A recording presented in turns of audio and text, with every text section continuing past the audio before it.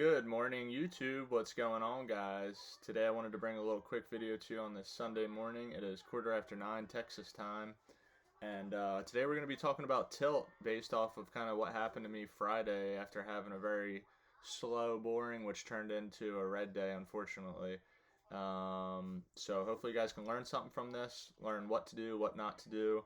I kind of wanted to just document this too, so I can even kind of go back and reflect on this to avoid making this mistake in the future. But here we go. So first thing, let's look up what's the definition of tilt. So in trading, tilt is a state of mind where a trader's emotions influence their decisions instead of rational analysis and a well-planned strategy. This can lead to poor trading habits, impulsive decisions, and losses. Tilt refers to the state of mind in which a trader is making decisions based purely on emotion rather than rational analysis and well-planned strategy. In everyday situations, making decisions on tilt may come in the form of eating junk food and when you're stressed, even when you know it's not good for you. So that's what tilt is. We'll talk about kind of what happened on Friday, how to avoid it. So here's another kind of idea. Tilt is almost like an invisible virus, and if you don't treat it immediately, it will spread and affect your trading day. It's common in trading because there's a lot of triggers. It's also common in sports, gaming, poker, team sports, singular sports like fighting.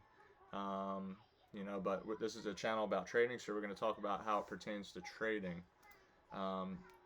When it's happening, you can kind of feel it. You know it's happening. You don't feel good. You start getting more aggressive. You get more emotional. You're not in a state of positivity or like at least neutral. And so what you need to do is really internalize heavily on controlling your physical actions. So on Friday, if you go back and watch my video, we were having a really slow morning. We didn't make any mistakes. We weren't taking any trades. We were being really patient as we usually are. We waited for our first 15 minutes to come and go.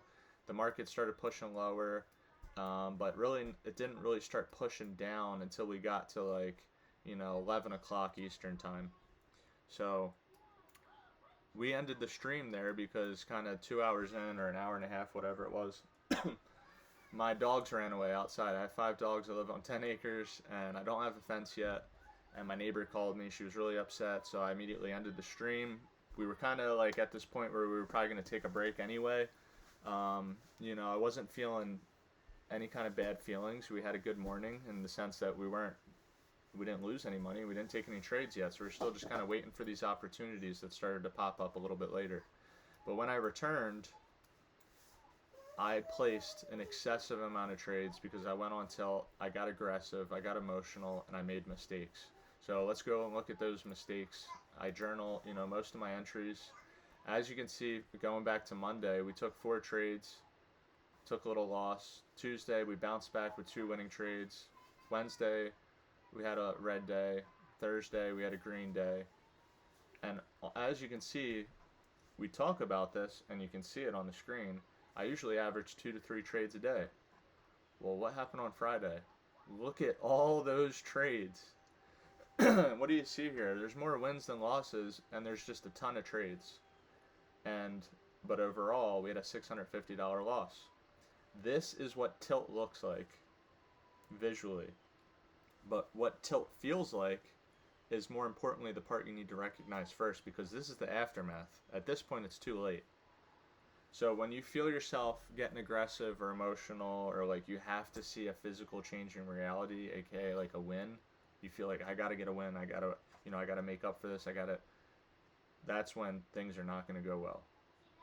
That was a shift that happened. If you watch me while I'm trading, I don't think like that, I don't talk like that, my body language isn't like that. Unfortunately, a lot of these trades were caught off camera. These two or three trades at the end were on camera on our afternoon stream, and we ended, in the red with 2 bad trades that didn't even follow our setup. There's no bull flag on this one. If you guys don't know what a bull flag is, you can go back to my previous videos, or you can check out right here. This is the 2-minute chart.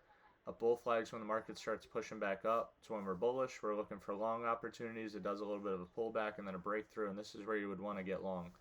Instead, we got long up here thinking, oh, it's going to go through here and go to VWAP. Well, we don't predict what's going to happen. We react to what it's doing.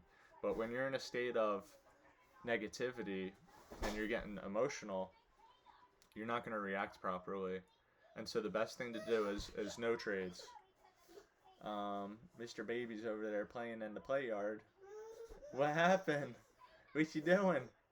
So that's pretty much it, guys. I think we're gonna end the video here. I'm gonna go take care of him. Peace and love.